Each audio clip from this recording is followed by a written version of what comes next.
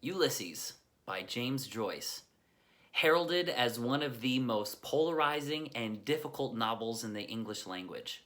But what is it about Ulysses that makes it so hard? Why has it been scaring both casual readers and bibliophiles for the past 100 years? And why would anybody torture themselves to read such a hard book? I mean, is there any joy that can possibly be found in reading something so difficult? Let's talk about Ulysses, about what it even is, why it is so hard to read, and who should even read it. What is Ulysses? It's funny because before I even read Ulysses, I knew very little about it. I thought the book would be kind of slow, contemplative, a bit melancholy. I don't know why I thought that, but I did. And boy, was I wrong. Ulysses is this bonkers, energetic romp focusing on the day in the life of two Dubliners, Leopold Bloom and Stephen Dedalus. We follow these characters as they wake up, eat breakfast, go to church, go to work, go to a brothel. But it gets interesting when we find out that Leopold Bloom is out and about Dublin today because his wife is about to have an affair that he doesn't want to be home for.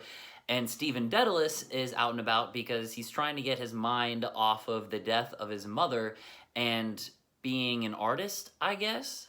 And the plot, if you can even call it a plot, closely mirrors Homer's The Odyssey. That's definitely worth mentioning. So overall, to me, Ulysses is this fast-paced, funny, perverse, like seriously dirty romp through the streets of Dublin. And basically the entirety of the human experience wrapped up in one day. So why is Ulysses considered so hard to read? Occasionally, some lines or paragraphs will require you to read it multiple times for you to even get a good chance at comprehending it. While the story moves more or less sequentially throughout the day, what keeps Ulysses interesting is the unendingly imaginative use of language and control of the English language that James Joyce has. The book changes styles every chapter. Some are more comprehensible than the others. I mean, some give us gorgeous quotes like this spoiler-free one. It's one of the most famous in the book. It's also one of the last lines of the book.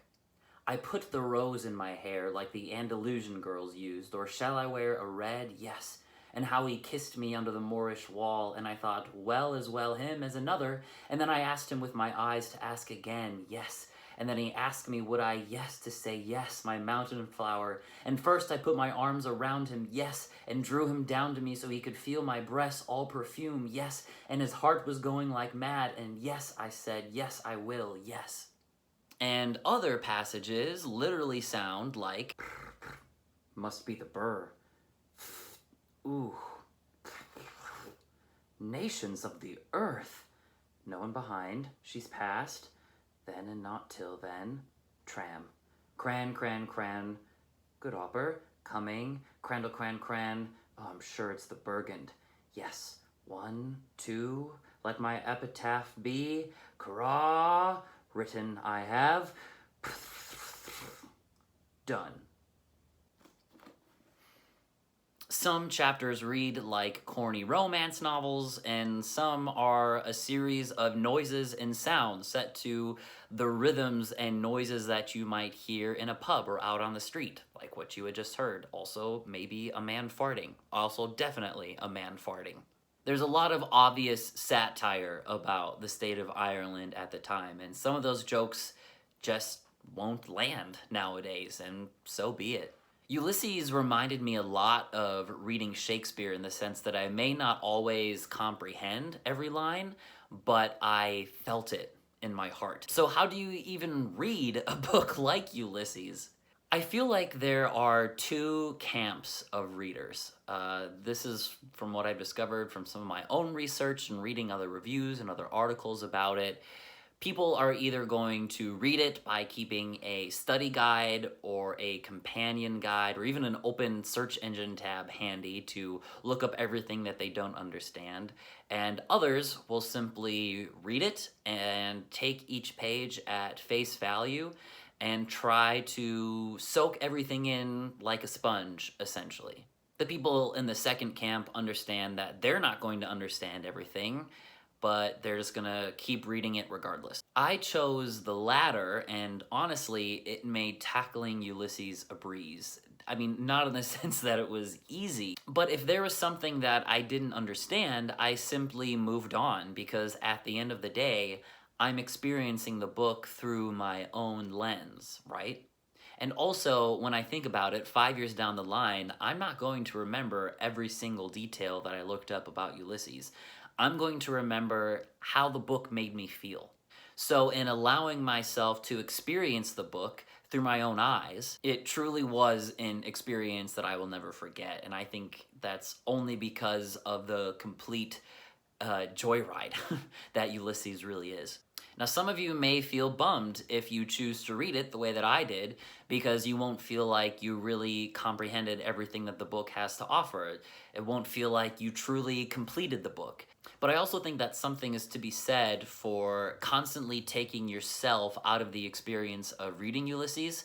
By constantly taking yourself out of the book to read about the book, you're then removing yourself from the waves that James Joyce is trying to make you ride through his insane prose. Let James Joyce guide you through this completely wild tour of man's soul.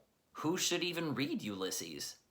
Overall, I think the best candidates to tackle Ulysses are those that are tantalized by language itself. Like, if one of the sections that I read to you didn't give you goosebumps like it does to me, then you're probably not going to love Ulysses, honestly.